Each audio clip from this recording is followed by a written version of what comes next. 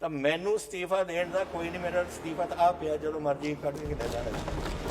I am not bothered about ਅਸਤੀਫਾਸ।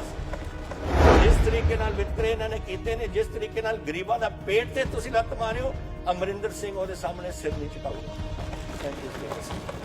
I would like the prime minister to tell me ਇਨਸਾਫ।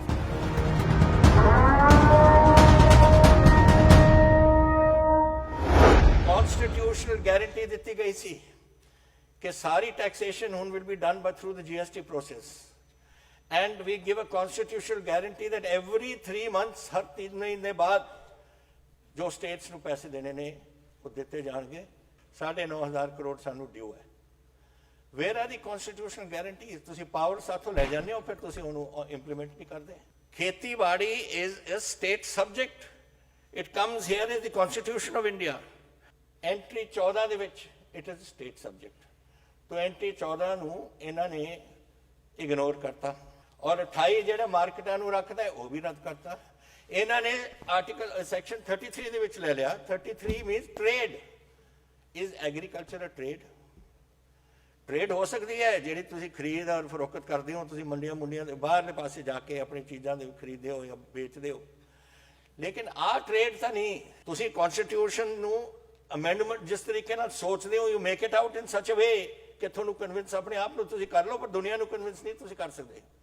How can agriculture, ਅਗਰ ਮੈਂ ਕੱਲ ਨੂੰ ਜਾ ਕੇ ਉੱਥੇ ਮਟਰ ਬੀਜਦਾ ਐਂਡ ਆਈ ਯੂਜ਼ ਇਟ, ਕੁਛ ਮੈਂ ਸ਼ਾਇਦ ਜ਼ਿਆਦਾ ਮਟਰ ਹੋਣ, ਮੈਂ ਸ਼ਾਇਦ ਡਿਪਟੀ ਸਪੀਕਰ ਸਾਹਿਬ ਨੂੰ ਵੇਚਦਾ ਕੁਛ, ਜਾਂ ਮੈਂ ਆਪਣੇ ਵਾਸਤੇ ਕੁਛ ਰੱਖਣਾ, that is an agricultural produce which I am selling, not trade.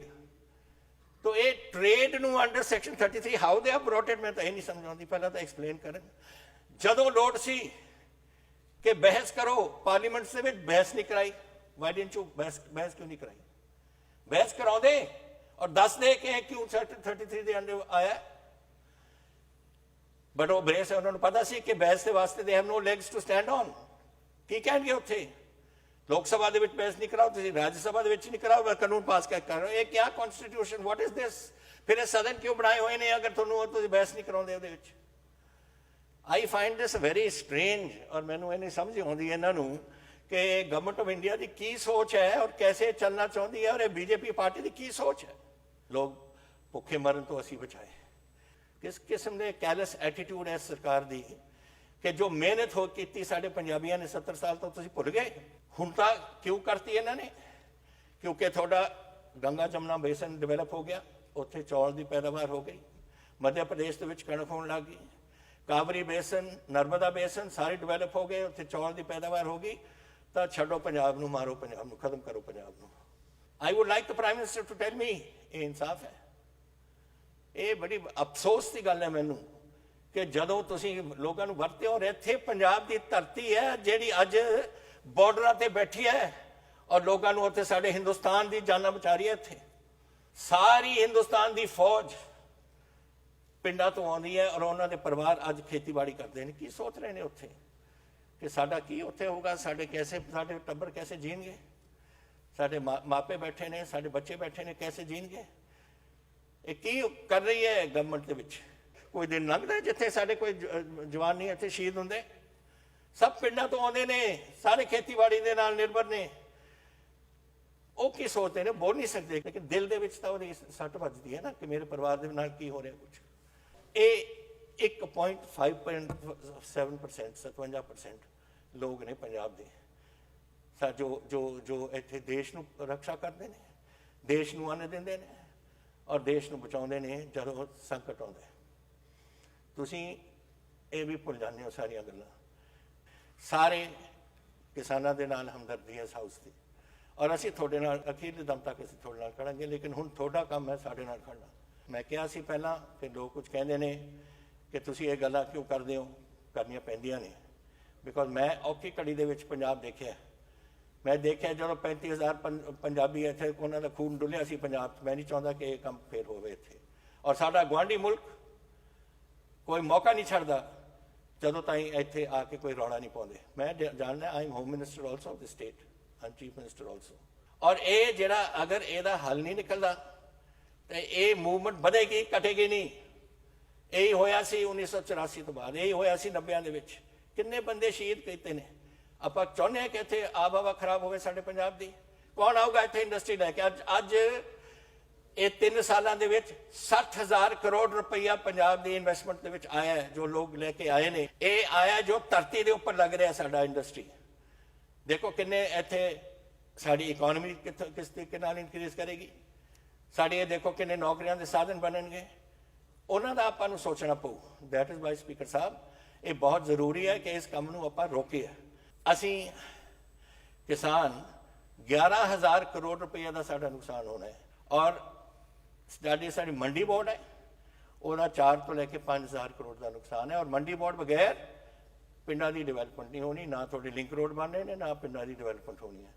ਫਿਰ ਕੈਸੇ ਚੱਲੂਗਾ ਸਾਡਾ ਪੰਜਾਬ? ਹੁਣ commission of agriculture cost and prices ਨੇ ਕਿਹਾ ਹੈ ਕਿ ਫਰਟੀਲਾਈਜ਼ਰ ਨੂੰ ਹੁਣ ਆਪਾਂ ਜਿਹੜੀ ਸਬਸਿਡੀ ਦਿੰਦੇ ਆ ਉਹ ਕੱਟ ਕੇ ਹਰ ਕਿਸਾਨ ਨੂੰ ਹਰ ਫਸਲ ਵਾਸਤੇ 2,500 ਰੁਪਈਆ ਦੇ ਦਿਓ। 2,500 ਰੁਪਈਏ ਨਾਲ ਪੂਰੀ ਫਸਲ ਦੀ ਆ ਜੂਗੀ। Out of a total annual fertiliser subsidy of 80,000 crore, 80,000 crore ਹੈ ਪੂਰੇ ਦੇਸ਼ ਦੀ ਫਰਟੀਲਾਈਜ਼ਰ ਸਬਸਿਡੀ, ਉਹਦੇ ਵਿੱਚੋਂ ਪੰਜਾਬ ਦੀ 5,000 ਕਰੋੜ।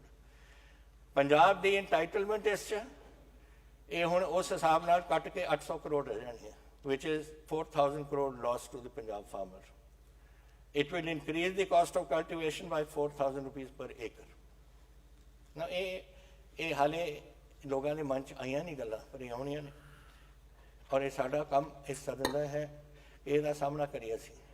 ਮੈਂ ਤੁਹਾਨੂੰ ਇਹ ਗੱਲ ਇਸ ਹਾਊਸ ਨੂੰ ਬੇਨਤੀ ਕਰਨਾ ਚਾਹੁੰਦਾ ਸਪੀਕਰ ਸਾਹਿਬ ਕਿ ਇਹ ਇੱਕ ਸਮੇਂ ਆ ਗਿਆ, ਪੰਜਾਬ ਨੂੰ ਇਕੱਠਾ ਹੋਣਾ ਪਊ ਔਰ ਆਪਣੇ ਕਿਸਾਨੀ ਨਾਲ ਖੜਨਾ ਪਊ। ਜੀ ਖੜੇ ਆ, ਮੈਨੂੰ ਪਤਾ ਹੈ ਇਹ ਹਾਊਸ ਵੀ ਖੜਾ ਹੈ ਉਹਨਾਂ ਦੇ ਨਾਲ।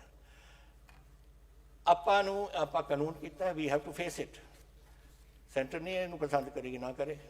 ਇੱਥੋਂ ਗਵਰਨਰ ਸਾਹਿਬ ਦੇਣਗੇ ਪਰਮਿਸ਼ਨ, ਪਤਾ ਨਹੀਂ ਦੇਣਗੇ ਜਾਂ ਨਹੀਂ ਦੇਣਗੇ, ਨਾ ਦੇਣ। ਫਿਰ ਇਹਨੇ ਜਾਣਾ ਪਾਰਲੀਮੈਂਟ ਕੋਲ, ਪ੍ਰੈਜ਼ੀਡੈਂਟ ਕੋਲ, ਰਾਸ਼ਟਰਪਤੀ ਜੀ ਦੇਣਗੇ ਜਾਂ ਨਹੀਂ ਦੇਣਗੇ, ਇਹ ਵੀ ਨਹੀਂ ਸਾਨੂੰ ਕਹਿ ਸਕਦਾ। ਲੇਕਿਨ ਅਸੀਂ ਵੀ ਵਿਲ ਫਾਈਟ ਦਿਸ। ਇਸ ਬੈਟਲ ਨੂੰ ਅਸੀਂ ਲੈ ਕੇ ਜਾਵਾਂਗੇ ਹਰ ਅਦਾਲਤ ਦੇ ਵਿੱਚ ਜਿੱਥੇ ਸਾਨੂੰ ਲੋੜ ਪਈ ਹੈ। ਇੱਕ ਗੱਲ ਮੈਂ ਆਪ ਦੇ ਰਾਹੀਂ ਦੱਸਣਾ ਚਾਹੁੰਦਾ ਇਸ ਹਾਊਸ ਨੂੰ। ਮੈਂ ਬਹੁਤ ਕੁਝ ਦੇਖਿਆ ਆਪਣੀ ਜ਼ਿੰਦਗੀ ਦੇ ਵਿੱਚ, 52 ਸਾਲ ਹੋ ਗਏ ਨੇ।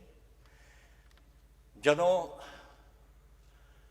ਬਲੂ ਸਟਾਰ ਹੋਇਆ ਸੀ ਉਦੋਂ ਮੈਂ ਅਸਤੀਫਾ ਦਿੱਤਾ ਪਾਰਲੀਮੈਂਟ 'ਚ। ਮੈਂ ਲੋਕ ਸਭਾ ਦੇ ਵਿੱਚ ਸੀ ਕਿ ਮੈਂ ਸਮਝਦਾ 2 ਚੀਜ਼ਾਂ ਹੁੰਦੀਆਂ ਨੇ ਜਿਹਦੇ ਨਾਲ ਆਬ ਹਵਾ ਕਿਸੇ ਦੇਸ਼ ਦੀ ਵਿਗੜ ਸਕਦੀ ਹੈ, ਕਿਸੇ ਸਰਕਾਰ ਦੀ ਵਿਗੜ ਸਕਦੀ ਹੈ ਔਰ ਦੇਸ਼ ਦੀ ਵਿਗੜ ਸਕਦੀ ਹੈ। ਇੱਕ ਧਾਰਮਿਕ ਟਕਰਾਓ, ਔਰ ਇੱਕ ਅਗਰ ਤੁਸੀਂ ਕਿਸੇ ਦੇ ਪੇਟ ਤੇ ਤੁਸੀਂ ਲੱਤ ਮਾਰੋ। ਅੱਜ ਪੇਟ ਤੇ ਲੱਤ ਮਾਰੀ ਜਾ ਰਹੀ ਹੈ।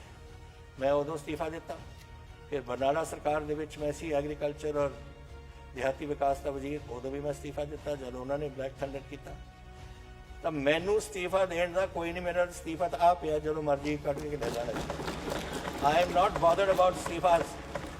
ਮੈਂ ਆਪਣੇ ਵਾਸਤੇ, ਮੈਨੂੰ ਕੱਢਣਾ ਚਾਹੁੰਦੇ ਨੇ ਮੈਨੂੰ ਕੱਢ ਦੇਣ, ਮੈਨੂੰ ਕੋਈ ਪਰਵਾਹ ਨਹੀਂ। ਮੇਰੀ ਸਰਕਾਰ ਡਿਸਮਿਸ ਕਰ ਦੇਣ। I have no problem. ਅਸੀਂ ਲੋਕਾਂ ਦੀ ਕਚਹਿਰੀ ਜਾਵਾਂਗੇ, ਫਿਰ ਅਗਰ ਸਾਨੂੰ ਕੱਢ ਲੈਣ ਕੱਢ ਦੇਣ, ਸਾਨੂੰ ਕੋਈ ਪ੍ਰੋਬਲਮ ਨਹੀਂ। ਲੇਕਿਨ ਬੇਇਨਸਾਫੀ ਜੋ ਹੋਈ ਹੈ ਸਾਡੇ ਕਿਸਾਨਾਂ ਨਾਲ, ਜਿਸ ਤਰੀਕੇ ਨਾਲ ਵਿਤਕਰੇ ਇਹਨਾਂ ਨੇ ਕੀਤੇ ਨੇ, ਜਿਸ ਤਰੀਕੇ ਨਾਲ ਗਰੀਬਾਂ ਦਾ ਪੇਟ ਤੇ ਤੁਸੀਂ ਲੱਤ ਮਾਰਿਓ, ਅਮਰਿੰਦਰ ਸਿੰਘ ਉਹਦੇ ਸਾਹਮਣੇ ਸਿਰ ਨਹੀਂ ਝੁਕਾਊਗਾ। Thank you speaker Sahib.